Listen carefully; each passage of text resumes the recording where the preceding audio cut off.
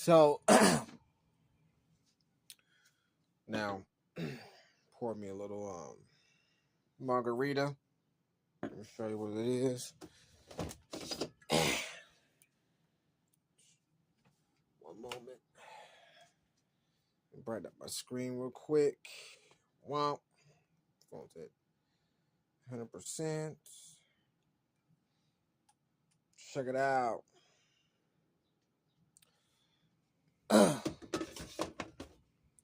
Every time I go out there and put my hands on that expedition, it just keeps getting better and better. Better and better and better. Take a little sip real quick.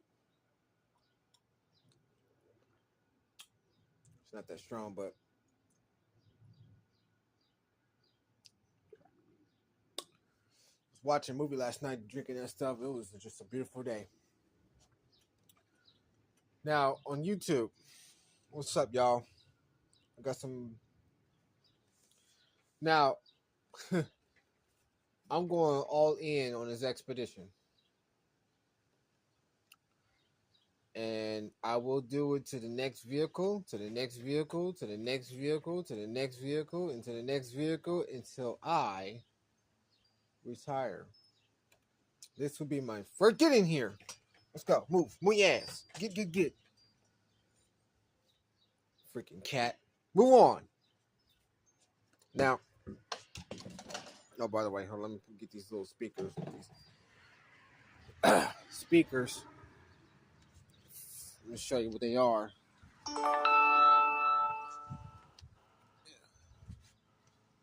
I just took out these speakers and put the good ones in. I was like, you know what? Let me get up in the morning, shower, do my basic man thing. You know what I'm saying? And I went outside and I started thinking, like, how am I supposed to get these speakers inside the hole? So I was thinking to myself, as far as I'm concerned, oh, that's power right there, baby. Now, I'm trying to I'm trying to figure out, help me out here, YouTube. Now, everybody knows that 6x5s, they bump a little bit. You know what I'm saying? But when you put the 6x9s in, they sound louder. And then one thing I know is when you put it in, it's time to drink your water. Okay. One thing for sure is I have a phone that tells me to drink water. Wow, this thing is amazing. It says drink water. I'm going to drink some water. Wow.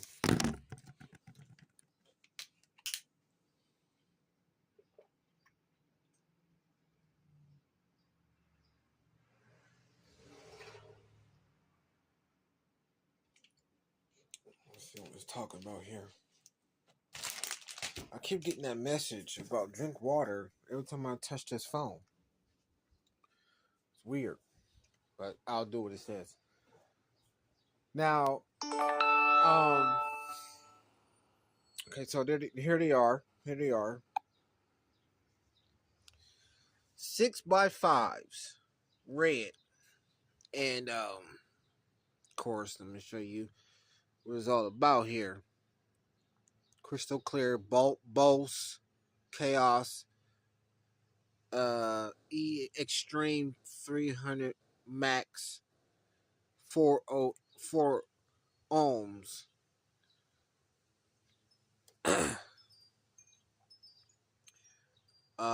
It's not 4 ohms because it's 3. It's bass, surround sound, and surround sound. Can you go on? They hit but it has to be in the right car. That expedition, my expedition.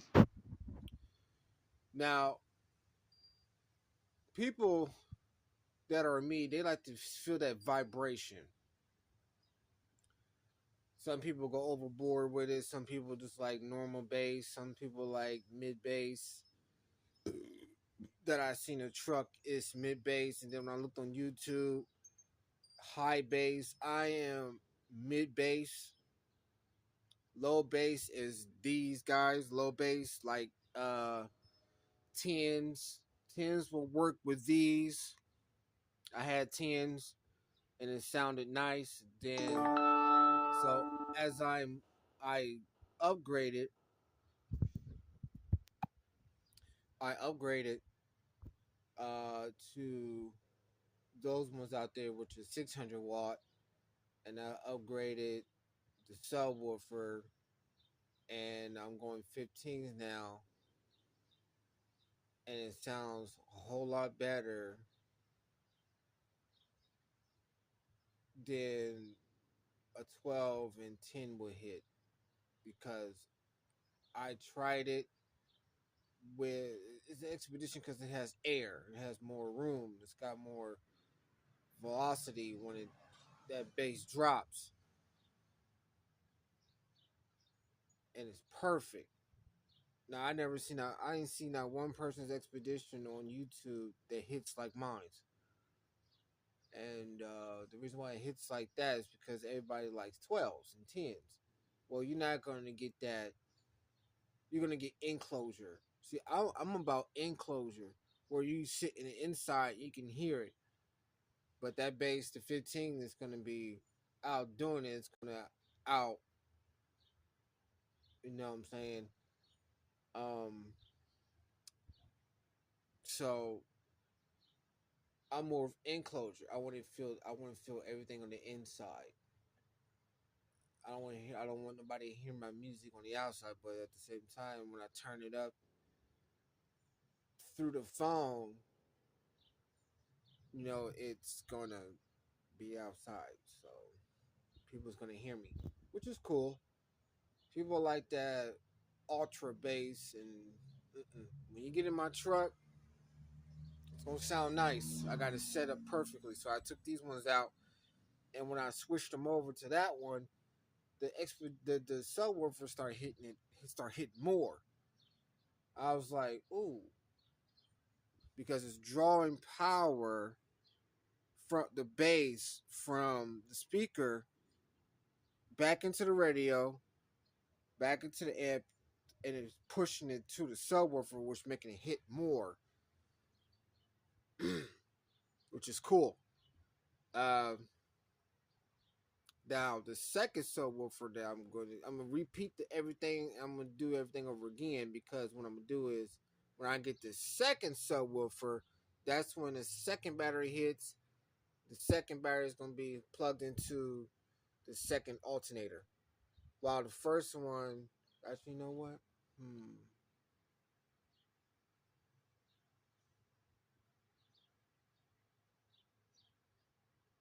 No, I want everything hitting off the second alternator because I already got it out there, and I'm just trying to figure out how and where to sit it at. And where I'm going to sit it at is where the power steering fluid is sitting at. I'm going to take that, move that over to the corner, and then drill that in, while the second alternator is sitting right there. And I'm going to have everything off, which what I'm going to do is everything's going to run to that battery.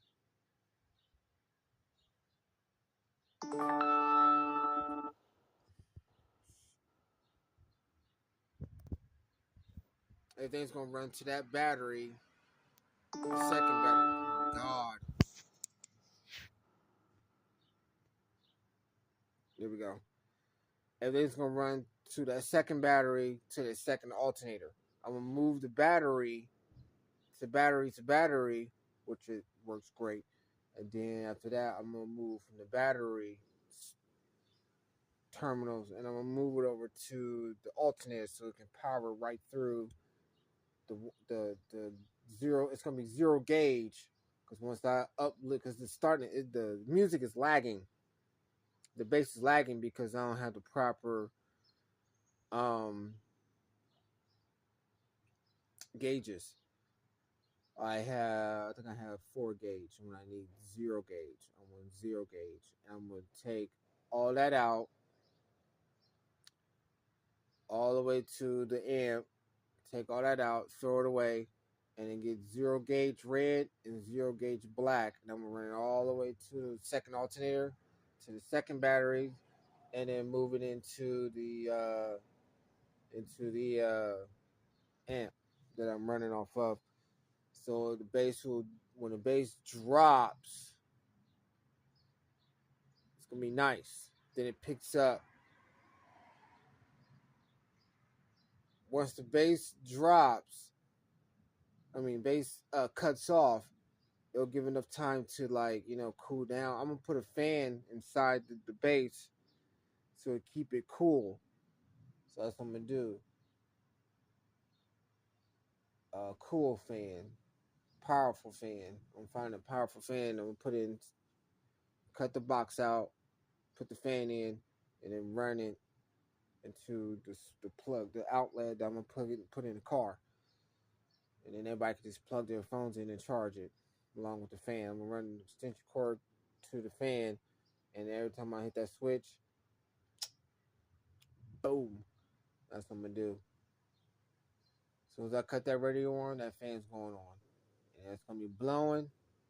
It's gonna keep everything cool on the inside, and then do it again with the other because I got 2 boxes. I'm gonna do both of them. Take that old one out, get the new one, put in where that one is. Take that one, put it in that one, and then I'll be good to go on speakers. And I'm gonna take that, find a way to take that subwoofer out and put a 10 in. I'm gonna be really banging in the back seat. So I got lots of work to do. Well, not a lot of work to do, but I just did partially the speakers. Now I'm trying to figure out what I can use for 6x9s to put into the hole, fit in the hole. I know I got to do some cutting, which I don't want to do cutting because the door doesn't need to be cut because it fits perfectly. 6x9s fit perfectly. I just need to figure out how to cut. I'm gonna cut an oval, the shape of the speaker. It's got a nice little gap. It got air to base. You know what I'm saying? And then after that, I just need a bracket that will hold in place. But I have to take that bracket off and replace it with that bracket. But it's not gonna be um. I would take the bracket that's surrounding the speaker off, but I just don't know how to take it off though. It's the one that comes on the outside, like right here where my fingers are. That's what's not holding, and I gotta figure that out. I saw some people on YouTube, and all they did was keep the speaker how it is, and then cut the outside, and then drill holes and just put it in. I was like, well, that should be easy to do because the fronts um have has brackets, but the back don't. But it's actually does, but it's pushed to the side. That's gonna be painful. That's gonna be painful to do. And on top of that, it's sitting up and down. But what I'm gonna do is for this one, for the back ones, I'm gonna have to cut a huge ass circle, but that's gonna be might just keep it long ways then, because I really wanted side left and right instead of up and down. But it's okay though, so I'm gonna have to cut it up and down and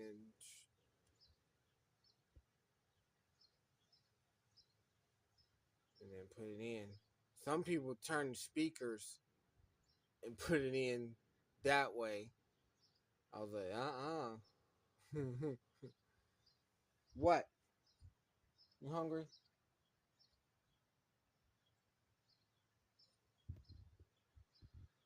So yeah, it sounds a hell of a lot better. Because all I was with these ones, all I was hearing was bass. And when I put those 6x9s in, because it's a 4-way, and always get 4 ways, no matter if it's 800. I had the 800 watts, and I was about to be banging those because I had the skulls, and it was 800 watts, and they got destroyed by the time I moved here. I was salty, and plus I had them sitting in that truck right along with the 15, the 10, the 12s that I had was all of it was Bose, and I'm pretty much sure getting rid of all the Bose and then just go with what I got here, and it sounds perfect. Um, when I first got my amp subwoofer, I got the subwoofers for $100. Turn around and paid $150 for the amp. Now, nobody didn't tell me about how it's set up, and I stuck both of them together, and it sounded nice. And then when I took,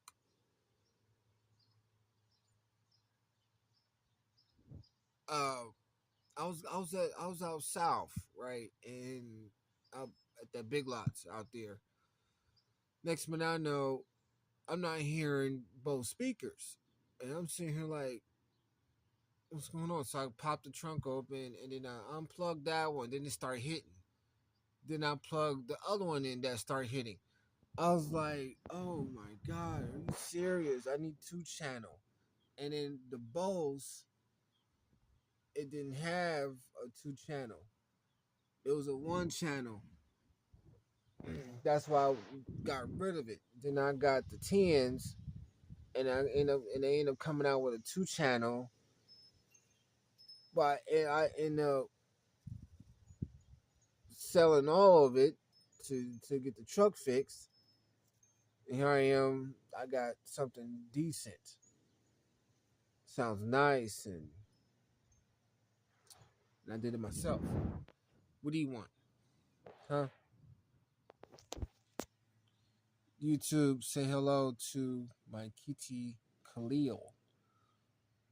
See Khalil? Yeah, he said hello. That right, boy? Mm, yeah, we talk.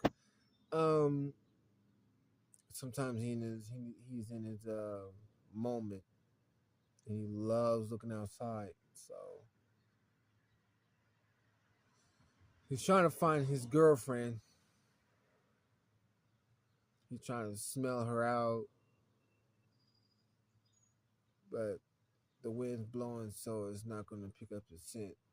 So if his girlfriend does walk past, I'm gonna try to get her in here.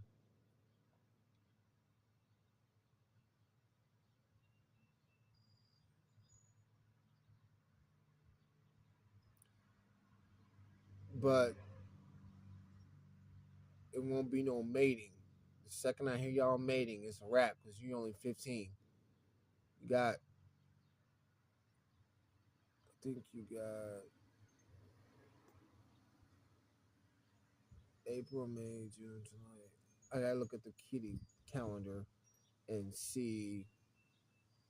Uh, they said 6 months he'll be 22 or something like that. 15, 16, 17, 18, 19, 20, 21. Yeah, 21 in 6 months or something like that. Um, get that out the way and get that going. So after that, when I did that, I set it in the car.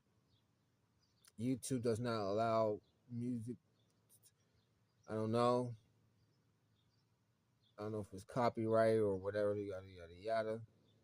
I don't know the laws, but I'm not about to sit here and play some music on YouTube and get deactivated. So I'm gonna tell you here. It sounds nice. Just go with the flow, and I'm getting things prepped. My next thing is I'm going to be taking all that stuff back out the engine again, put it in the driveway, garage, and I'm gonna take out the cover, valve covers. I gotta take those off. So I'm gonna get ready to get some new ones, gaskets, and the little rocker phasers, and take every last one of them off, and put every last one of them on, and then see what that does is see what that do. Right, and then I'll put everything back on, and then I gotta put everything back in, start the truck, and then see if it's still hesitating. Because what it's doing is it can move, but damn it, it's hesitating when it takes off. It's like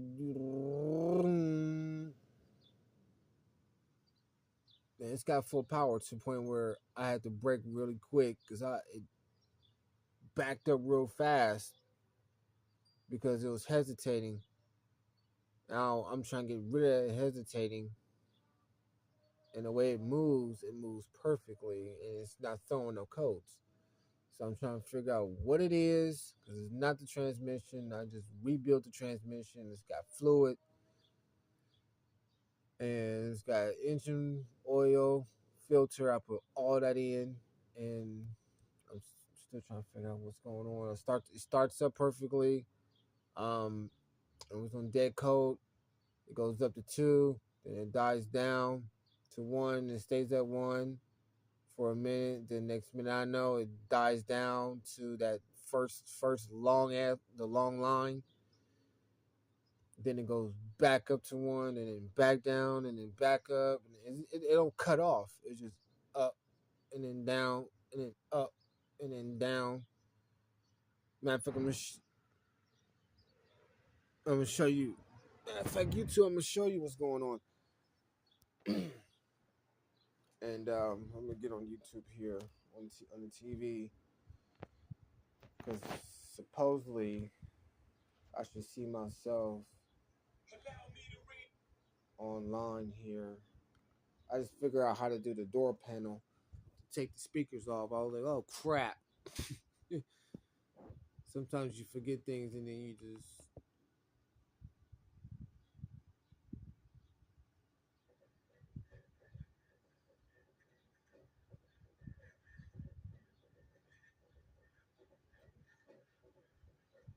don't blow yourself up, young man. You're apt to have a long night. Mr. Regal. Coming in early to help the ring crew, running the ropes while everyone else is still at the hotel. It makes an impression. Thanks. I do my best. WWE. The entire WWE 2K24 My Rise in one video. You sound like my old math teacher. Wow, 2K24 did really updated. Wow. I'm behind schedule, everything. See, it's just sad.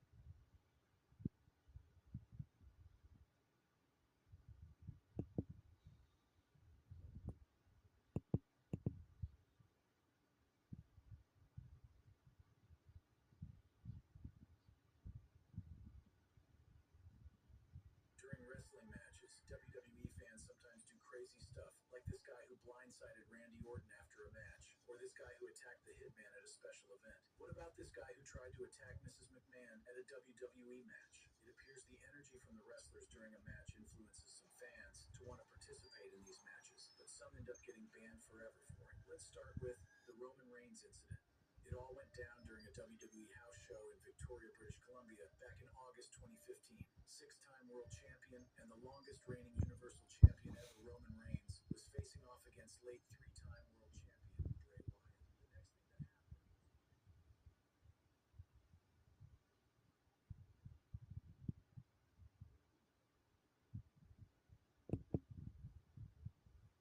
into the ring out of nowhere and hit Reigns on the head. It turns out the briefcase belonged to a certain 31-year-old fan. Police reports later revealed that during the match, a number of fans noticed this dude holding a fake money in the bank briefcase, and they all kind of dared him to throw it into the ring. He threw the briefcase that ended up hitting Roman Reigns in the head, and it hit him quite hard, so hard even Bray Wyatt didn't try taking advantage of the fallen Reigns, but showed some concern as the referees and officials rushed to his aid. Roman is a pretty strong dude, though, and he was able to get back on his feet and continue the fight. He later expressed his concern by saying, "I was confused at first. I thought Bray hit me in the head with the kendo stick. So immediately I was like, oh man, you're about to get it, brother. Oh, you're about to get your butt whooped." But then I looked down and I could see the briefcase. So then I'm trying to piece this thing together. Reigns was still kind enough to decide against pressing charges against the perpetrator, but that doesn't mean the guy went unpunished. In fact, according to Victoria Police spokesman Sergeant Brian Edwards, the briefcase throwing fan got banned from all WWE events for life.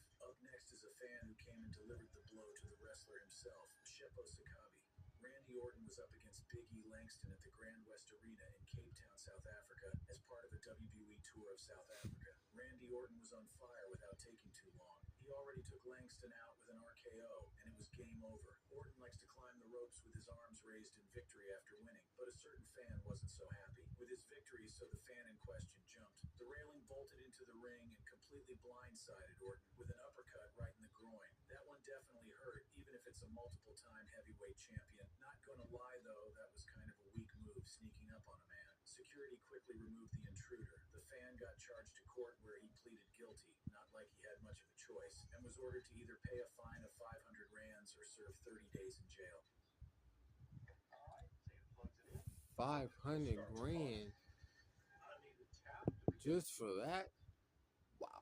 He also ended up getting served with a 3-year suspended sentence and was banned from the rest of WWE's live events. And some would even say that's a let-off. Don't you think? Tiny plot twist here is that it was later revealed that the intruder was a 20-year-old independent wrestler named Sheppo Sakabi, who was probably just looking to make a name for himself by getting on the biggest wrestling stage in the world. In the end, his rashness ended up getting the entire nation of South Africa Loki blacklisted for any tours by the WWE until 5 years later. Up next is an even more brutal attack on Bret Hart by a fan, Zachary Madsen.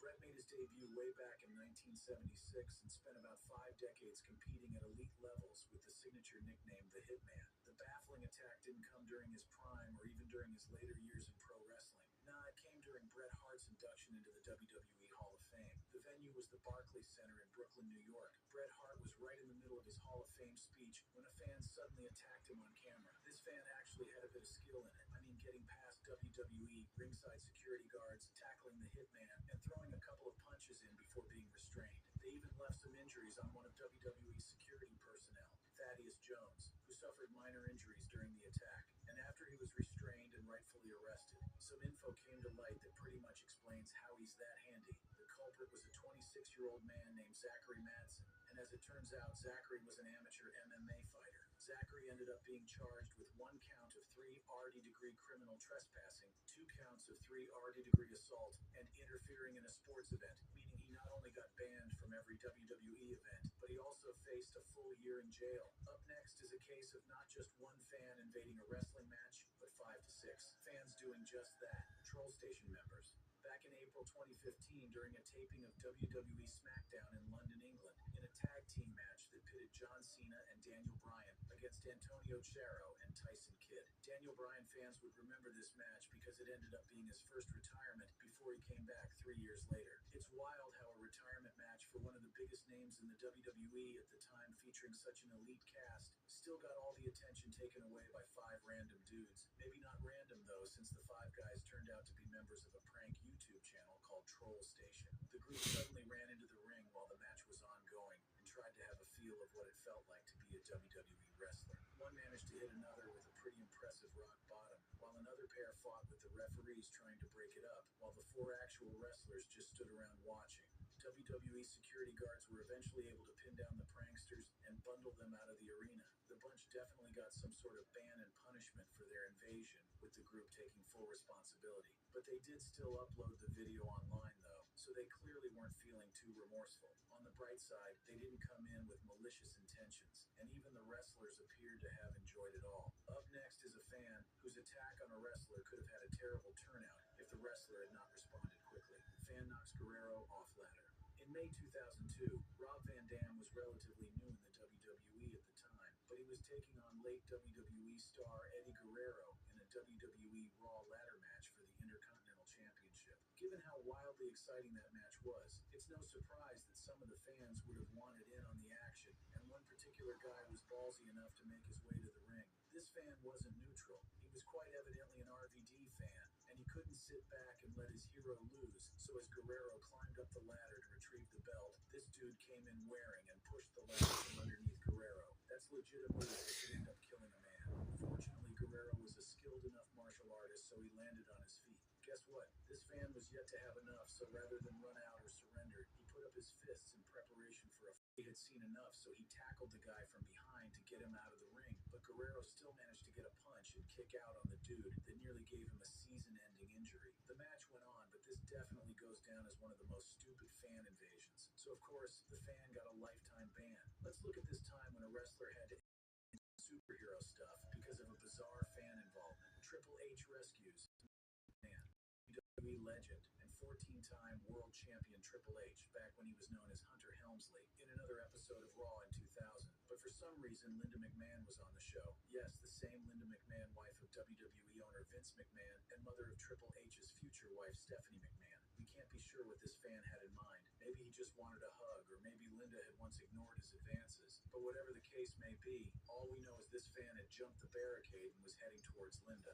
Triple H back then wasn't the most loved character according to the script, and he definitely didn't have the relationship he now has with the McMahons back then. But to him, it didn't really matter. He saw Mrs. McMahon about to get attacked and went all out to pounce on the fan and hold him till security came to bundle him out. Such an incident getting caught on live TV had both Junior and Jerry the King Lawler lost for words, but big ups to Triple H and Linda, who were able to shrug it off and get back into character almost immediately as if nothing had happened. A fan trying to harass the franchise owner's wife is definitely on the lifetime ban list without a question. Well, in any case, Triple H went to date and marry Linda's daughter Stephanie, and who knows if this rescue was what helped him get her. In the next one, we look at another event between a fan and Triple H's WWE European Tour. During a European tour in 1998, WWE made a stop in Berlin, Germany, and had one of the best possible matchups of the 90s. Stone Cold Steve Austin versus Triple H. This was Steve Austin at the peak of his power, having just dethroned Shawn Michaels for the WWE title, battling one of the most talented and skilled future megastars in Triple H. It was definitely a matchup of giants. The match had gone on and on until finally, Steve Austin hit the Stone Cold Stunner on Triple H. Austin had secured the victory with a pin 123, but almost as soon as he recorded yet another victory, a fan jumped the barricade and rushed Austin. Plot twist, rather than Steve Austin going into full defensive mode, it was a 250-pound Triple H who wasn't having any of this unruly German staying in character like it was all part of the script. Triple H immediately responded by delivering a suplex to the said fan, and he didn't stop there. He continued to hit the already flattened invader until security removed him from the ring. Even referee Mike Chota got some kicks in on the quite unfortunate fan. I'm sure the dude got a lifetime ban. Shield versus Wyatt family.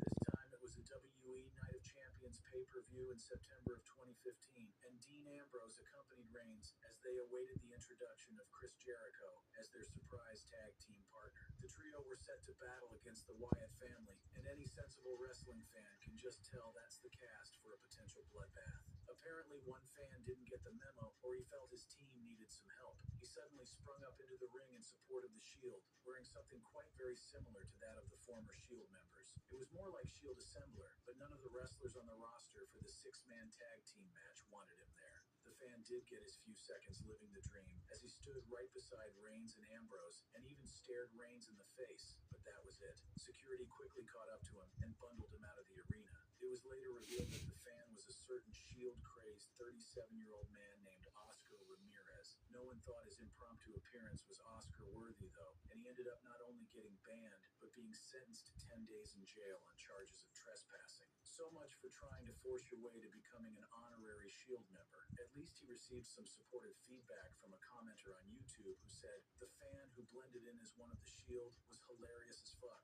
The next one involves a former Shield member, the Dean Ambrose incident. Dean Ambrose, as we've seen, and we'll see later, fans just love messing with the Shield. In 2015, Dean Ambrose was walking the aisle at the SmackDown taping at Providence, Rhode Island at Dunkin' Donuts Center when a fan rushed towards him. Dean Ambrose was on his way out of the arena and was shaking fans by the side. The problem was that Ambrose had his back to the fan and he could have been blindsided. Thankfully, a security official was able to tackle the fan down. The fan had something in their hand and things could have been dire if it wasn't for security actually doing their job. The fan must have gotten banned from the WWE for life. Up next was at an NXT event. A 2017 NXT Live event featured a match between the Undisputed Era and the team of Heavy Machinery and Cassius Ohno, and a fan once again decided to make himself famous this time, running in on the black and gold brand. Kyle O'Reilly wasn't suffering fools that night and made short work of the foolish fan kicking him in the face before security took the fan away. The Undisputed Era proceeded to defeat Heavy Machinery and Cassius Ohno to cap off an eventful evening. Fan attacks Paul Bearer. In 1997, Paul Bearer was feuding with The Undertaker. Bearer would bring in Kane and proclaim that The Undertaker was responsible for his parents' death, making Bearer even more hated than when he betrayed the dead man by siding with Mankind. One fan seemed determined to dish out the punishment, as Bearer found out during an episode of Raw when she attacked him from below him. The young fan grabbed at his feet, and he eventually lost his balance, falling down on the protective maps outside the ring. The fan was later taken off Bearer, and he got in the ring and went about his business. WWE Access event.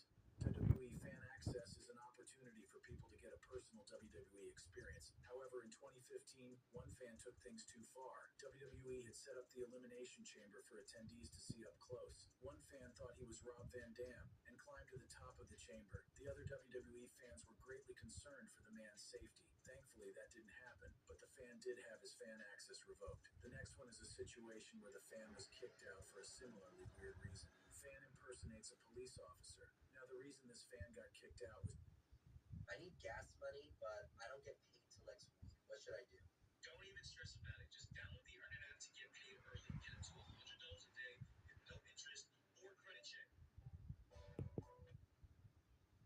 was just plain bizarre. The incident at WrestleMania 39, which took place over a weekend of high-octane wrestling action, saw an unexpected turn of events for Kevin Huntsberger, a fan who decided to honor the Big Boss Man by cosplaying as the iconic character. Huntsberger's costume was a faithful recreation, complete with a patch from a Georgia Sheriff's Department, which was an integral part of the Big Boss Man's classic attire. On the first night of WrestleMania, Huntsberger's cosplay passed without incident, allowing him to enjoy the festivities alongside other fans dressed as their favorite WWE superstars. However, the second night brought a challenge. Security personnel at SoFi Stadium confronted Huntsberger, claiming that his costume was too realistic and could be mistaken for an actual law enforcement officer, which is a serious concern at public events. Despite Huntsberger's attempts to explain the nature of his cosplay, and even after removing the contentious patch, the security guard remained unmoved. The situation escalated to the point where Huntsberger was asked to leave the stadium. Fellow fans rallied to his defense, trying to clarify that he was impersonating a WE Hall of Famer, not a real police officer, but their efforts were in vain. Ultimately, Huntsberger complied with the security guard's demand and exited the venue. I guess he didn't deserve to be banned from the venue. What do you think? You will never see this next fan at a WWE ever again, and there's a very good reason why. Fan such as Sasha Banks. Sasha Banks and Becky Lynch were going at it when they went into the crowd. After brawling around the arena, the two women went back into the ring. As Banks was going over the barricade, a man in the crowd tried to touch her backside. As a result, the fan was given a lifetime ban from attending WWE shows. The incident at WWE Clash of Champions, where a fan attempted to inappropriately touch Sasha Banks, prompted an immediate legal response. In the wake of the event, WWE's security team and local law enforcement were quick to address the situation. The fan in question costume was removed from the venue, showcasing WWE's zero-tolerance policy towards such behavior. Sasha Banks' tweet, stating her intention to sue, highlighted the potential legal ramifications for the individual involved. This response served as a stern warning that the company and its talent would take all necessary steps to protect their performers and uphold the law. The next one is somewhat hilarious. Fan runs across the ring. The WWE has seen its fair share of bizarre and unexpected moments, but few could rival the sheer audacity of the incident involving a fan dressed as a Red Power Ranger. This peculiar event unfolded in Newcastle, England, during a WWE live show, and it was a spectacle that would become a talking point for fans and security personnel alike. On that fateful night, the arena was pulsating with the energy of thousands of fans, eagerly awaiting the next match. The superstars were ready to showcase their athleticism and charisma, but little did they know that the evening's entertainment would include an unscheduled performance from a member of the audience. As the lights danced and the music blared, a fan, donned in the unmistakable costume of a Red Power Ranger, made a decision that would catapult him into the annals of WWE infamy. In a moment that blurred the lines between spectatorship and participation, the fan leaped over the barricade and took to the ring, running around it with a gusto that matched the energy of the event itself. The crowd, initially taken aback by the intrusion, soon erupted into a mixture of cheers and jeers. The fan, seemingly reveling in the spotlight, continued his impromptu lap of the ring. Security, caught off guard by the unexpected dash, scrambled to intercept the costumed intruder. The chase that ensued was as dramatic as any storyline scripted for the night, with the Red Power Ranger nimbly evading capture, if only for a brief moment. Eventually, the security team managed to apprehend the fan, bringing an end to his ring-running escapade. The individual was promptly escorted out of the arena, his brief moment of fame coming to an abrupt halt. An anti-Roman Reigns fan. In 2018, WWE was still very big on Roman Reigns and wanted fans to like him. However, this only made people hate Roman more, and they made sure to let WWE know. During one episode of Raw, a fan gave Roman Reigns the finger as well as crotch chops. This was apparently too much, and the arena security kicked the man out. As he was leaving, it looked like the man said something to another fan, causing them to get into a scuffle. Luckily, nothing serious happened, and the anti-Roman Reigns fan had to make do with giving crotch chops from his TV. Delay at WrestleMania 37. The road to WrestleMania 37 was paved with anticipation, as fans from across the globe eagerly awaited the return of the grandest stage in professional wrestling. After a year of empty arenas and virtual audiences, the promise of live cheers and palpable excitement had the wrestling community buzzing with enthusiasm. Dark clouds gathered ominously overhead, and a sense of unease began to spread through the crowd. Whispers turned to concern as the first drops of rain fell, and what started as a light shower soon became a heavy downpour. The bad weather, it arrived, uninvited, threatening to delay the event. One fan was not happy about this and started going on a rampage in the stadium. WWE had cardboard cutouts to help fill the arena, and this guy was so mad he started ripping them apart. Security had the guy kicked out, and he ended up missing the show. He was so upset had gotten delayed. Fan assaults Kalisto. On an episode of 205 Live, Kalisto teamed with Gran Metalik to take on Brian Kendrick and Jack Gallagher. The match ended in disqualification when Kendrick and Gallagher disobeyed the rules and started beating up both luchadors. Unfortunately for Kalisto, someone else had it out for him. From the crowd, a full bottle of water was thrown with considerable force, striking Kalisto in the face. The impact was immediate and shocking. The bottle, intended to quench thirst, became a weapon in a moment of senseless aggression. The crowd's excitement turned to concern as Kalisto clutched his face, the pain evident even behind his mask. The immediate aftermath of the incident was chaotic. WWE officials and medical personnel rushed to Kalisto's side, assessing the damage inflicted by the rogue bottle, and he eventually needed stitches for the cut. The show, known for its scripted drama, was suddenly overshadowed by a real-life emergency. Fans who had been cheering moments before were now hushed, a collective guilt hanging in the air for the act of one of their own. Thankfully, the fan was found and kicked out of the arena. Fan displays placard against JBL. In 2017, allegations of bullying were made against WWE commentator JBL. A fan decided to use his voice and brought a sign to a SmackDown event that read, "JBL bullied me." Either the man refused to give up his sign, or WWE didn't give him a choice, because the fan was ejected from the arena. JBL is a WWE Hall of Fame superstar. He is a former world champion in the company and was part of one of the most popular tag teams of the Attitude Era in the Acolytes APA. He also has a reputation as one of the biggest bullies in the business. The extent of his bullying remains a he said, she said argument, with many wrestlers saying he was a relentless bully who even drove one of WWE's best commentators from the company, while others say he did nothing worse than anyone else he came up with in the Attitude Era. However, should even that excuse his alleged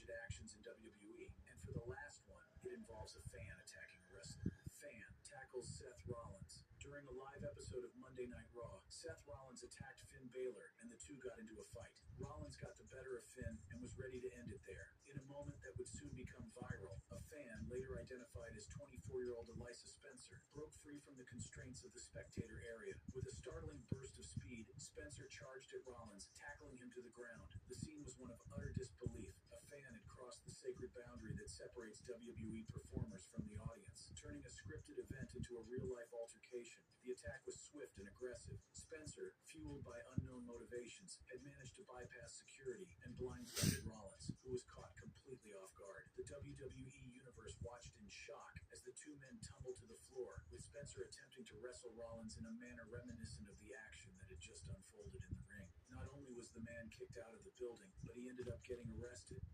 Okay, so the video that being The released. WWE is full of crazy twists and turns, but hey, they actually do care about their image. Yep, not every crazy moment is put out there. Some epic fails and major mishaps have been scrubbed clean from WWE history. So stick with us as we go through WWE moments that have been erased forever. Starting this list, let's rewind to WrestleMania 15, back when the WWE was firing on all cylinders with that Attitude Era flavor. Raw and SmackDown were the binge-worthy shows of the week, and pay-per-views were like Christmas for wrestling fans. Steve Austin was the top guy, raking in the dough and headlining like a boss. Are you wasting money on forgotten subscriptions? I have lots of monthly subscriptions. Streaming. It's going down in wrestling. Roster was stacked with fresh faces like The Rock and Triple H, while The Undertaker kept dominating the main events. Bret Hart took off to WCW. Shawn Michaels had to hang up his boots due to injury, and Vince McMahon went from behind the mic to stir up trouble as the ultimate bad guy. WWE was winning the war against WCW, but they hadn't quite sealed the deal yet. The first in a trilogy of matches between The Rock and Steve Austin kicked off at WrestleMania 15, and the Rattlesnake made one entrance that's etched in WWE history books for all the right, or maybe wrong, reasons. The announcers for this event were Michael Cole and Jerry Lawler. Cole stepped into Jim Ross's shoes temporarily as JR was on the sidelines battling Bell's palsy, but he returned later in the show and went on to become the main play-by-play guy for years to come. It was an intense match as Rock and Austin went back and forth, trying to land their signature moves, but it was Stone Cold who finally stunned the Great One with a stunner, keeping the WWF Championship in a jaw-dropping twist. Despite his nerves showing at times, he managed to hold his own and do a decent job. Cut the guy some slack. He was in a tough spot and slipped up. It happens to the best of us. Michael Cole let slip a bit too much during the Big Boss Man's entrance by hinting at the outcome of the main event. Sure, he didn't outright say who would win, but he definitely dropped a major clue. The WWE didn't take any chances, and now the only way you'd catch this blunder is by digging up the original live airing tape as the commentary line was cut on the anthology, and the Boss Man's entrance was cut out on the original Mania 15 DVD release. Moving on to another moment you'd never see again in the WWE, we've got the Godfather's entrance at WrestleMania 2000. In 2000, WWE was rolling in so much cash that they didn't even know what to do with it, and WrestleMania showcased this dilemma right from the start with some lavish entrances. Ice-T joined the Godfather and D'Lo Brown as they made their way to the ring to take on the Big Boss Man and Bull Buchanan, listlessly reciting his own version of the Babyface's theme song lyrics. This was just one of the 10 tracks featured on WWF Aggression, a unique blend of WWE and hip-hop that surprisingly sold 500,000 copies around the time of this event. To be fair, with such a blatant money-making move, it was probably easier to sell than the dull, confusing, and ultimately pointless match. And unfortunately, there were more of these matches to come. Ice-T dropped a rap as he accompanied the Godfather and D'Lo Brown to the ring, who also made their entrance with some ladies. The Godfather's special entrance at WrestleMania 16 with his partner D'Lo Brown went like this: "Pimpin' ain't easy, man. Grab him." Not gonna lie, that was pretty wild, but because of licensing and rights issues, the WWE edited this special entrance off the WWE Network. Shifting gears to something a bit more recent, WrestleMania 37 could have easily been dubbed Rainmania 37, with all the worries about thunderstorms in an open stadium. WWE had to think on their feet and rely on impromptu promos after Vince McMahon started off by welcoming fans back, surrounded by the roster on stage. Fans of WWE will remember the chaotic scene during the first hour of WrestleMania 37 Night 1 when thunderstorms hit Tampa.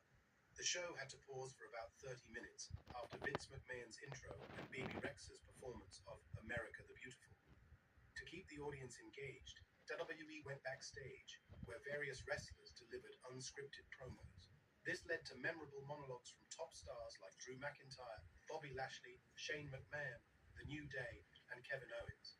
For some reason, WWE has mysteriously erased the entire weather delay from the Night 1 upload on the WWE Network. Despite the interruption, the show resumed smoothly afterward. Fortunately, Night 2 didn't face any weather problems despite heavy rain earlier in the day in Tampa, although that's not the only thing that was erased from WWE history at WrestleMania 37. Mandy Rose at WrestleMania 37. It was the first of 2 nights, and she was scheduled to team up with Dana Brooke in a tag team turmoil match to earn a women's tag team title shot the following night. One of the highlights, or lowlights, was when Mandy Rose suffered perhaps the most embarrassing moment of her WWE career. It's Night 1, and she was all set to tag up with Dana Brooke for a shot at the women's tag team title on Night 2. Mandy Rose ended up stealing the spotlight anyway. As she walked down the long entrance ramp, she hit a slippery spot and fell lightly. And hey, it wasn't entirely her fault. Blame it on Tampa's rainy weather. Mandy Rose admitted she was embarrassed due to the slip at WrestleMania 37, but she handled it like a champ. She didn't miss a beat, poking fun at herself on Twitter and jokingly saying she always finds new ways to trend. And get this, even Titus O'Neil jumped in with some support, saying, "It happens to the best of us." And hey, he knew what he was talking about. He suffered a pretty funny slip at the Greatest Royal Rumble 3 years prior in Saudi Arabia. It seems WWE wasn't quite ready to laugh it off, as they promptly edited out Rose's slip from the WrestleMania footage on the WWE Network. Next up, we've got Roddy Piper's pretty bold body paint statement. Roddy Piper's feud with Bad News Brown is often remembered more for a questionable body paint decision than any satisfying conclusion. Despite this, Piper remains a wrestling legend, standing tall among the greatest wrestlers of all time who never claimed a world title. He played a pivotal role in shaping the original WrestleMania main event scene. Bad News Brown, a certified judo pro with a mean streak, was set to clash with another tough guy at WrestleMania. Put these two together and it sounded like a recipe for a gritty showdown. With their skills and reputations, fans hoped for something like Piper versus Greg Valentine's match. But alas, the feud fizzled out thanks to some bad creative calls and backstage drama. The stage was set for Roddy Piper versus Bad News Brown at WrestleMania, with both wrestlers coming from the upper mid-card and their feud ignited during the Royal Rumble.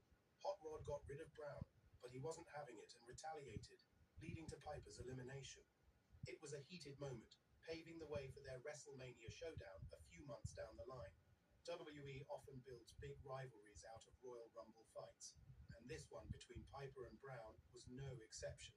Brown's no-nonsense style suited straightforward wrestling angles, and his past wins made him a pretty credible threat.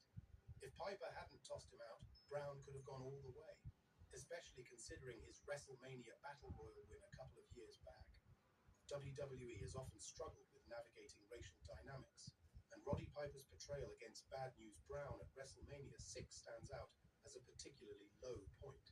Hot Rod painted half his body black, supposedly to symbolize racial harmony, implying that Piper, despite being white, was a supporter of all races. This attempt at visual symbolism was a complete disaster. The image has only aged worse and worse, with many thinking Piper was performing in blackface, making his look for the show come across as ignorant, if not downright offensive. Peacock's decision to remove the match from their WrestleMania 6 stream was likely influenced by the controversial nature of Piper's appearance. Plus, it was one of the most boring matches ever, so it ended in a double count out. All we really remember is Piper's paint fiasco, which turned into a hilarious travel mishap because he couldn't scrub it off. Piper couldn't remove the paint after the match, forcing him to leave the arena and even travel while still half-painted. Piper was quick to shoot down any claims of racism, but it's still disappointing that two heavy hitters with such big names couldn't deliver a series of epic match feud. turned into a stain on WWE's reputation, ruining Piper's Hall of Fame legacy and contributing to Bad News Brown's eventual departure from the company later that year due to dissatisfaction with his treatment. Despite WWE's attempts to edit the match, photos of Piper's blackface continue to circulate even after more than 30 years. Up next, we've got this moment at WrestleMania 22, where Mickie James made headlines with a spontaneous, sexually suggestive gesture that wasn't scripted. Throughout Trish Stratus's career, she had intense rivalries with a diverse range of opponents, including the high-flying Lita, Stephanie McMahon, the fierce Victoria, and the powerhouse Jazz. Towards the end of her career, Trish faced off against one of her most significant adversaries, who ironically started out as her biggest fan. In October 2005, during a match between Trish and Victoria, a mystery woman stormed the ring and attacked Victoria, leading to a disqualification. After the match, the woman... This jacket is so hard to find.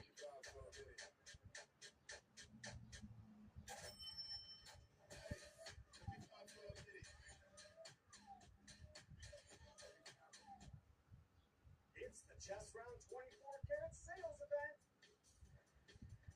Get a 1-ounce solid gold bar. Woman revealed herself to a bewildered Trish as Mickie James, claiming to be her #1 fan. Mickie's infatuation with Trish quickly escalated from harmless admiration to an unsettling obsession in the following months. Trish finally confronted Mickie about her excessive affection, which only made Mickie angry. She lashed out at Trish with a brutal attack, and to escalate the things, she kidnapped Trish's friend Ashley. Mickie then challenged Trish for the Women's Championship at WrestleMania 22. Trish agreed, and in the weeks leading up to the match, the mind games between the two only intensified. In 2006, Trish and Mickie squared off at WrestleMania in front of an electric crowd at the Allstate Arena in Chicago, Illinois. The match quickly started with a fierce lockup, but Trish gained the upper hand with a Lou Thez press, followed by some kicks and chops in the corner. As the action moved outside the ring, Mickie countered Trish's chick kick attempt, causing Trish's leg to hit the ring post. This worked out in Mickie's favor as she capitalized on Trish's injured knee. Mickie continued her assault on Trish's knee with a barrage of strikes and holds. Trish managed to fight back momentarily with a whirlybird and some punches, but Mickie cut her comeback short by countering a stratosphere attempt with a leap off the top rope, further damaging Trish's knee. Despite a failed pin attempt, Trish surprised Mickie with a roll-up for a 2 count, momentarily throwing her off balance. Trish mounted another brief comeback by reversing a corner hurricane into a powerbomb, but Mickie kicked out. Trish then attempted her signature Stratusfaction move, only to be stopped dead in her tracks by a shocking gesture from Mickie, leaving not just Trish but the entire Allstate Arena stunned. A pretty suggestive sexual gesture that made McMahon really mad. After the match, McMahon reprimanded her backstage, expressing his disapproval of her spontaneous action. Not only did she face consequences from the boss, but the gesture was also edited out of the footage. But here's the thing. Contrary to popular belief, the gesture wasn't a spur-of-the-moment decision. Nope, even Trish knew about it. In a 2017 interview on her official website, Trish revealed that she and Mickie had actually planned out the gesture beforehand as a hilarious little moment that would fit Mickie's character perfectly. However, they forgot to mention it to anyone else because, as Trish put it, when you're discussing your match, those kinds of quirks or mannerisms don't usually come up. Both Trish and Mickie had agreed on the gesture backstage at the Allstate Arena, but they didn't clear it with McMahon, the agent in charge of their title bout, or any other WWE staff members. To be fair, it's pretty understandable why the WWE erased this out, but this next wrestler was completely erased from the WWE. We're talking completely. Chris Benoit used to be a huge name in WWE until 2007, when he did something so awful that WWE basically erased him from their history. Benoit got his start in wrestling at a young age, just 18, with Stampede Wrestling under Stu Hart. He had some brief gigs with WCW and ECW, but it was when he came back to WCW in 1995 that he really started to shine as one of the top guys in the industry. In the summer of 2007, Benoit was still a big name in WWE. He was set to face CM Punk for the vacant ECW World Championship at the June pay-per-view Vengeance Night of Champions. However, things took a dark turn. Benoit informed WWE and his close friend Chavo Guerrero that he and his family were unwell that weekend. Then, Benoit sent a disturbing text to Chavo, mentioning his dogs in the backyard and the open door. After that, all communication stopped, and no one could reach him. Despite the situation, the show went on, with Johnny Nitro stepping in for Benoit on the card. When WWE couldn't reach him, the police were called. They arrived at the Benoit residence to a horrific scene. Chris Benoit, Nancy, and Daniel were all found dead. Chris Benoit had murdered his family. He strangled Nancy on June 22nd and smothered his 7-year-old son, Daniel, the following day. On the third day, Benoit hanged himself from a weight machine in his basement. On the following Tuesday, before an ECW broadcast, Vince McMahon addressed home viewers in a taped segment. He stated that due to the tragic truth about Chris Benoit being revealed, WWE would not discuss the matter further and instead focus on the in-ring action for fans. Since then, WWE has remained silent about Benoit. He is never acknowledged on TV, his accomplishments are not celebrated, and he remains absent from the WWE Hall of Fame. WWE has scrubbed many moments featuring Benoit from their history. For instance, when they dropped a series of 60-second WrestleMania videos on their YouTube channel, they conveniently skipped over his matches. Plus, while WWE has photo galleries of every WrestleMania, they conveniently leave out any pics of Benoit's matches, even when he was in the main event like WrestleMania 20. In 2014, WWE dropped a DVD highlighting all of Shawn Michaels' WrestleMania matches, conveniently leaving out the one he had with Chris Benoit. Additionally, WWE used a promotional picture featuring Eddie and Chris with their world titles, but Chris was literally erased from the picture. It just shows how seriously the WWE takes their image. Pretty seriously considering what happened at WrestleMania 23. WrestleMania 23 boasted a star-studded lineup and one of the most intense build-ups in WWE history.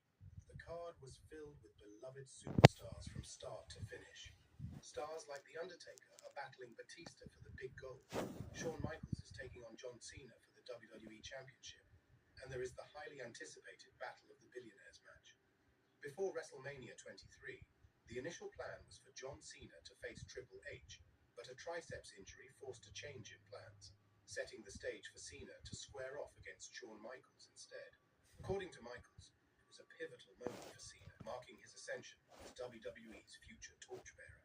Despite the initial setback, anticipation was high for a thrilling main event showdown between two wrestling icons. What could go wrong? As Shawn Michaels, John Cena, and referee Mike Chioda geared up for the main event in the ring, a fan was lurking, ready to make his own WrestleMania debut. Then, as the camera switched to the hard shot, he ran under the ropes and took off his shirt. In a flash, security sprang into action, chasing after the streaker as the camera quickly shifted focus. The production team skillfully avoided showcasing the fans' antics and kept the spotlight on the superstars in the ring. John Cena and the announcers played it cool, trying to downplay the incident, although observers could catch the commotion. You wouldn't really find details about the incident, as both the production, notably being held at Houston's Reliant Astrodome, a massive dome venue. It also set a new benchmark for WWE's success, boasting a record-breaking one: 0.4 million PPV buys in the US and Canada alone. And that's not even counting global buys, which likely would have added hundreds of thousands more to the tally. It took 6 years for another event to surpass these numbers, but that was when they started including non-North American figures in the count. The highlight of this event, though, was the Eddie Guerrero versus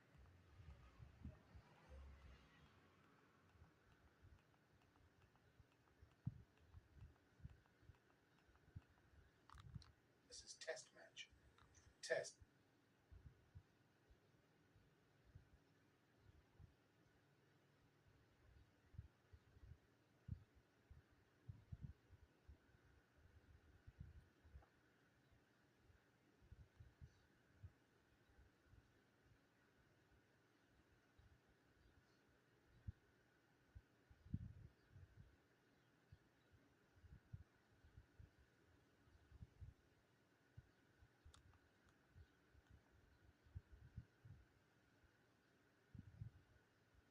male fan touching Sasha Banks on the butt to the young fan who touched Natalya on the chest, these fans crossing the line and inappropriately touching women wrestlers is causing a lot of stir in the WWE community. In this video, we'll be cringing at some of these incidents when they happen to other female wrestlers.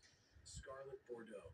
Talking about cringeworthy moments, this fan had a lot on his mind for grabbing Scarlett Bordeaux in such a disturbing way while she was still in ring action. Professional wrestling is a world that extends far beyond the glitz and glamour of WWE. There are promotions all around the world.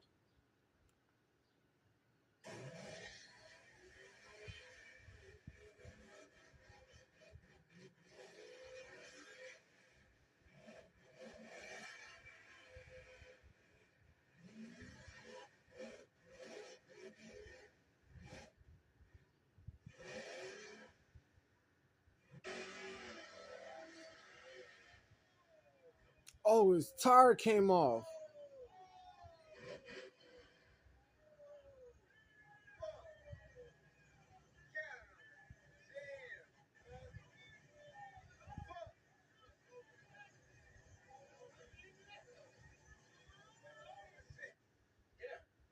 There you guys go. She's out. There you go. So everybody's saying that it was there you go. There you go. Yeah.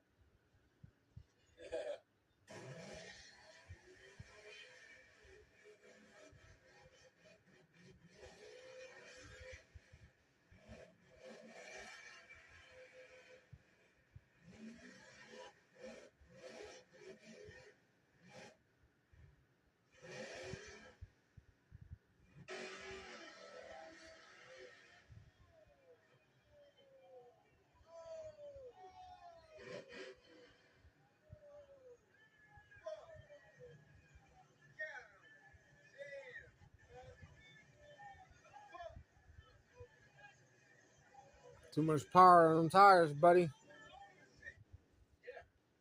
There you guys go. She's out. There you go. So everybody's saying that it was there you go. Oh, There you go. Yeah.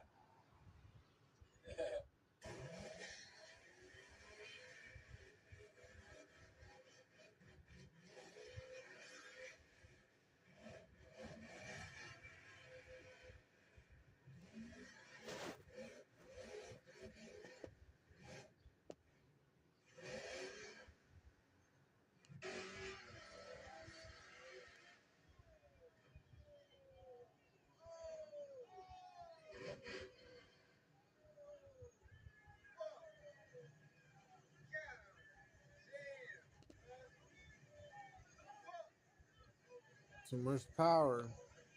Mm.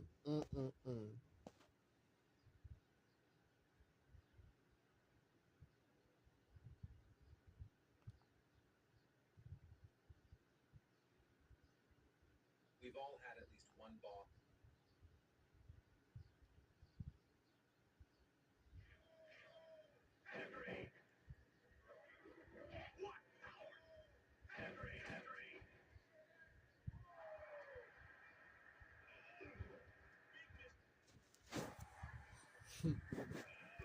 Warzone.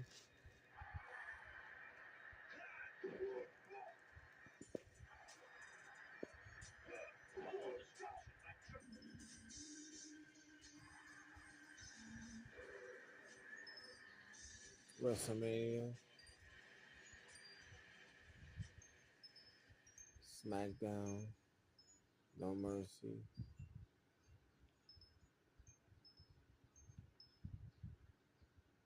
Wrestlers currently rotting in jail. Real quick, what's your last name? What's your first name? Okay, what's your middle name? A WWE Hall of Famer will spend the next 17 years behind bars. There's a rarely acknowledged shadow in the dynamic realm of WWE, where vibrant personas collide beneath the spotlight. Beyond the thrilling matches and captivating characters lies a hidden reality, the tales of wrestlers grappling with legal woes. Guys, give us some space. Let's do our job. While the ring showcases heroic acts and intense battles, it mirrors human complexity, encompassing darker aspects. In this video, I will discuss a list of wrestlers in jail. Despite the flashy facades Dang. Who were killed in movies, Solo to come. TV shows, Twist. Wrestlers could do all.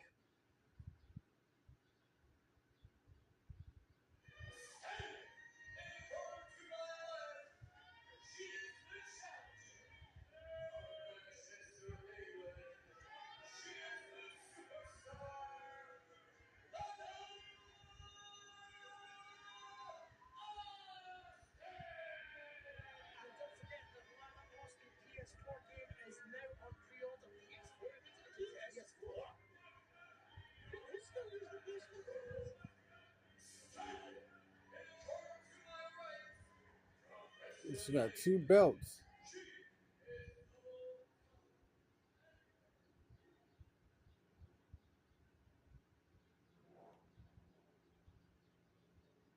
All CM Punk. He's only in the position he's in because he was grinding on the boss's daughter.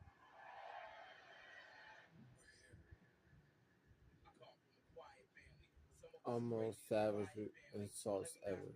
Dang. Moments.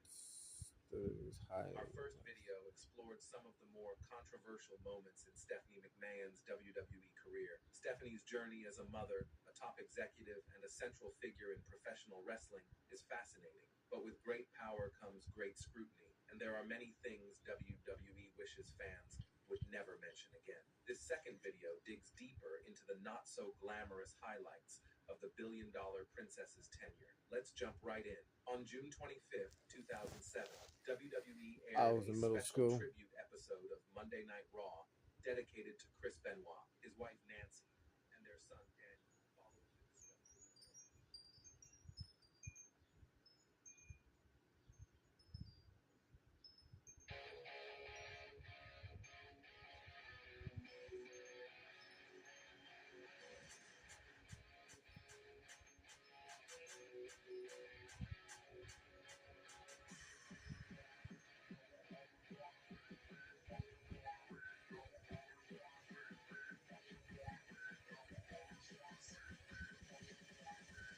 Randy Orton did not look like that.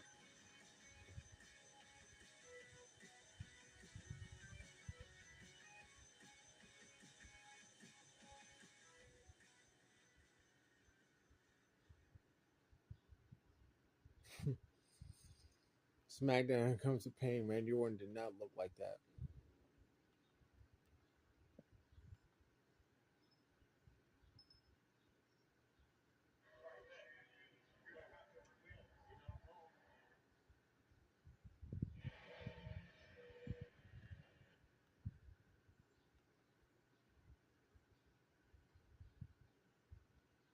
Previously on Friday nights. What if Bray Wyatt never died? At WrestleMania 39, Bray Wyatt was originally scheduled to face off against Bobby Lashley. However, Bray Wyatt caught COVID and was taken off television. Oh, he No caught one knew how COVID. serious Bray's illness was. He ain't had a heart attack. Passed away later in August of 2023. But what if this never happened? What if Bray never got sick and would continue to be on television? Well, that's what we're going to try to discuss. So the question is, what if Bray Wyatt never passed away? But first, some context. Our SmackDown before the 2023 Elimination Chamber, Bray Wyatt declared that he was by the Rock over.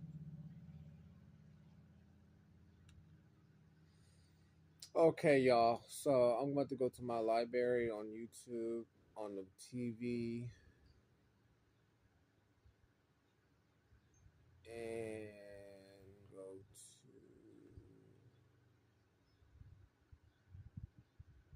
I think my library. Watch later. I don't see my name. It's difficult with with YouTube. Okay, there I am. Go to my name. About the expedition. That is not the picture that is supposed to be up there. See?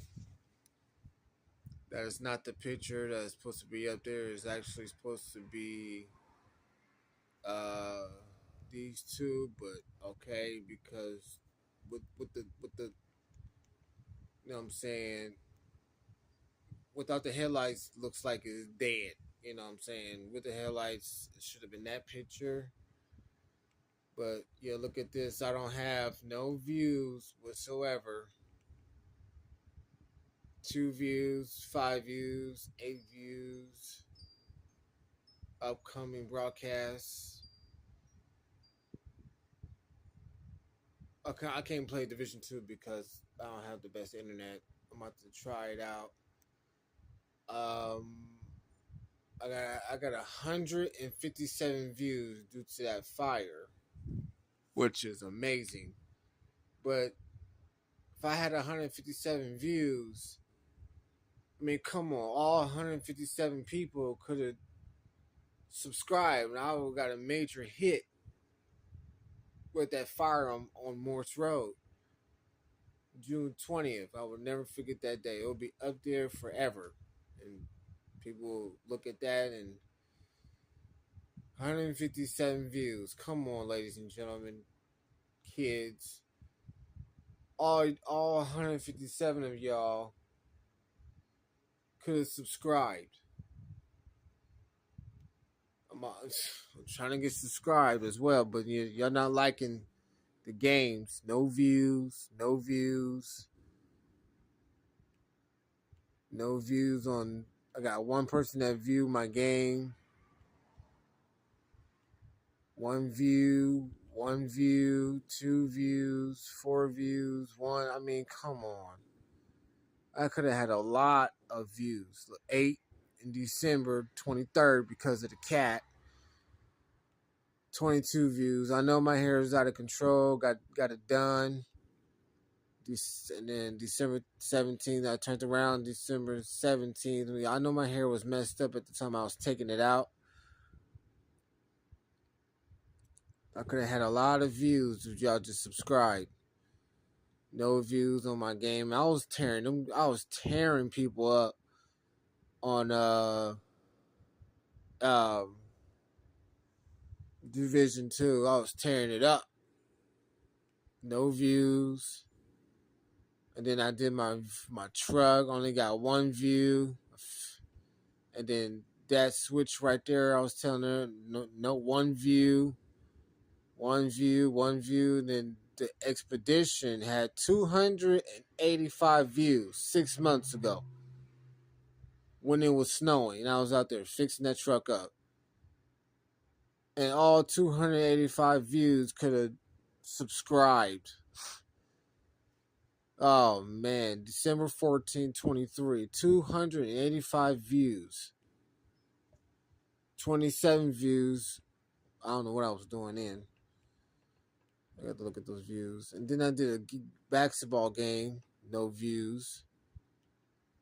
So I took my hair out. Got it redone. But I'm about to cut my hair because I'm about tired of it getting fixed. Then I did The Sims. 10 hours. That was 1 view. I mean, no views on the next day, 7 months ago. Did a broadcast with Division 2 Sims, showing people where to get guns and stuff. I got no views. No views. No, I got 16 views. Y'all could have subscribed in. No views, no views. I'd be tearing these games apart. No views whatsoever. No views. 10 months ago. No views. No views.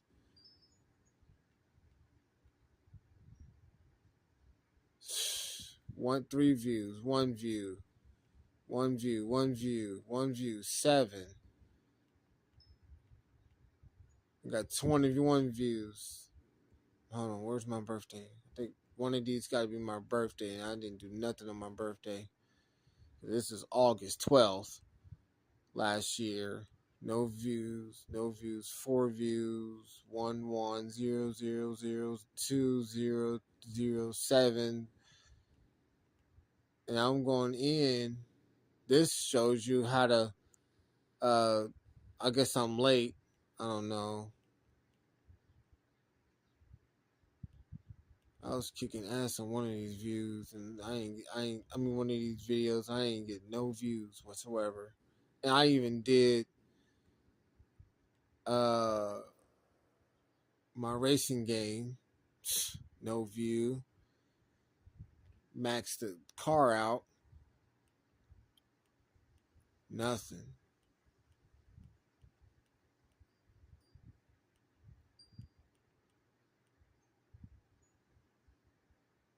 I even did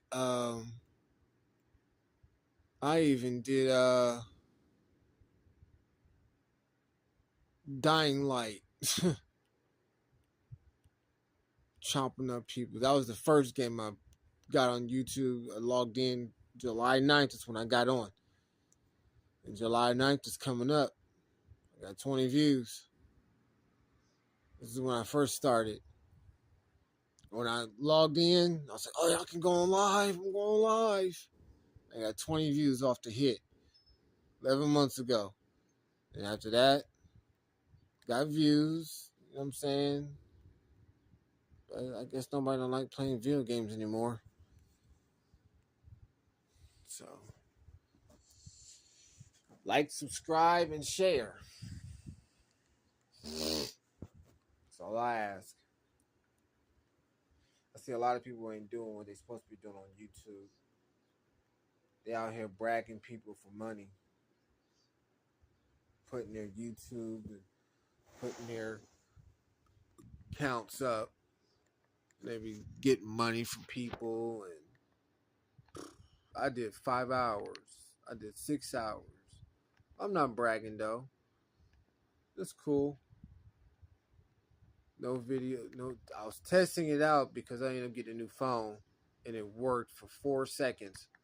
Then I was like, oh, okay, I'm gonna go back to the video again, which was a day ago.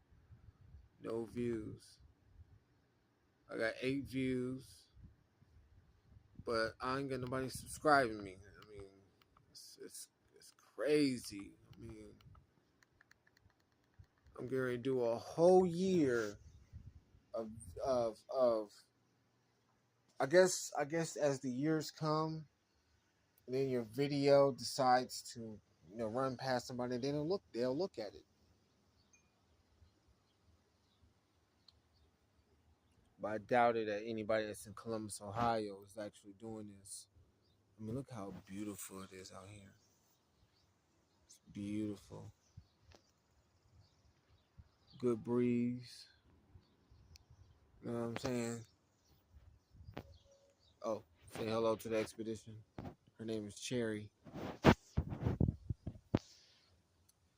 Yep.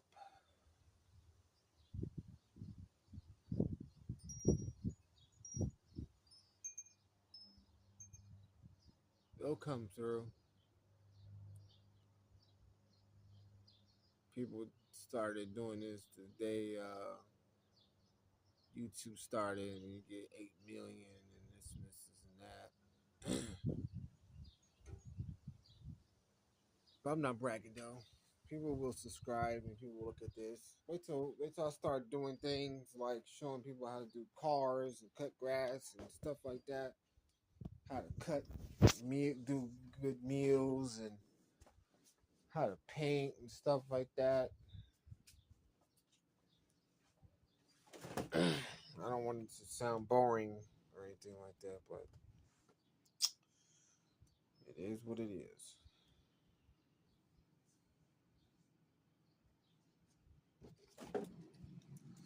Follow me on Instagram.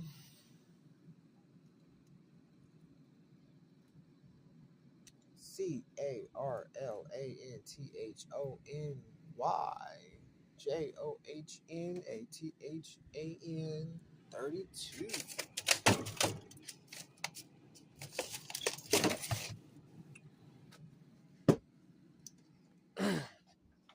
Well, I'm guess that's all I got for right now. You know, I fixed up the truck. Just gotta find some videos on how to take off the little rockers when I get them, and then I'm gonna change the valve covers, get brand new ones. Then I'm gonna get the gasket right along with it, and then put all that in, start it. If it's doing what it's supposed to be doing, then I know that in the future that's exactly what's gonna happen. And after that, I'm trying to do the little rockers, phasers. At the same time, I'm doing the exhaust. Excuse me, the exhaust. I mean, I got a cutter. I can go right now and jack the front passenger side up, and then take it and hold it, and then cut it. But I have to take the oxygen sensor, plug it in, and bring it down, and then turn it, and then mark it. So when I go to cut it, I will cut the front of the line, and then flip it and turn it, and then put it in. Take that off, and then take it off. Excuse me. And then plug it right in. The next time I can go to take it off, it's just right there, closer. Boom. Yep. I had to take the passenger side cover off so I could put it up top, and then the other one's turned down. Passenger side, I can flip it, and then driver's side, so I ain't gotta do nothing with the driver's side. It's just literally right there, just, and then boom. That's 1, 2, 3, 4. I have to do 1 exhaust. Take out the oxygen sensor, put the new one in, the phasers. It's about 4 things I need to do. That's about it. Now, if y'all are nice with it, I might just end up throwing so I don't do Cash App. I do Venmo and PayPal. Excuse me, I'm sorry. I'm hungry, so I'm going to get something to eat. I'm gonna put that up there on the next video that I do. And then I'm gonna go ahead and jump on the PlayStation right now and just do what I do best.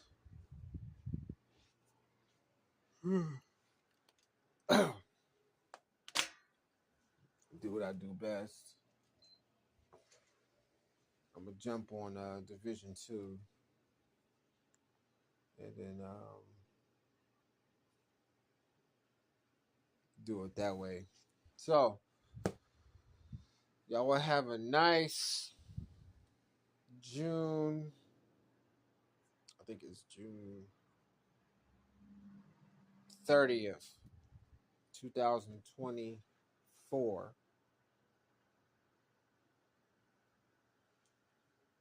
I did not see them walk past. What the hell's going on here? Oh. And y'all will have a nice day.